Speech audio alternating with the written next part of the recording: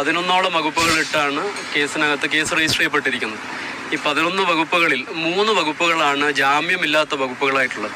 അതിൽ 2 വകുപ്പുകൾ മജിസ്ട്രേറ്റ് കോടതിക്ക് വിചാരണ ചെയ്യാവുന്നതും 1 വകുപ്പ് സെഷൻസ് കോടതിക്ക് വിചാരണ ചെയ്യാവുന്നതുമായ വകുപ്പാണ്. ആ ഒരു വകുപ്പ് എന്ന് പറയുന്നത് വധശ്രമത്തിൻ്റെ വകുപ്പാണ്. ആ വധശ്രമം നിൽക്കില്ല എന്നാണ് പ്രതികളുടെ വാദം.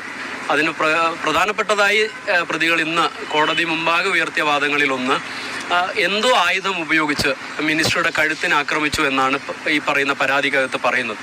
ആ എന്തോ ആയുധം എന്നുള്ളതിൻ്റെ കാര്യത്തിൽ കഴിഞ്ഞ 5 ദിവസമായും ഏത് തരത്തിലുള്ള ആയുധമാണ് ഉപയോഗിക്കപ്പെട്ടത് എന്നുള്ളതിനെക്കുറിച്ച് പ്രോസിക്യൂഷന് കോടതി മുമ്പാകെ ബോധിപ്പിക്കാൻ സാധിച്ചിട്ടില്ല.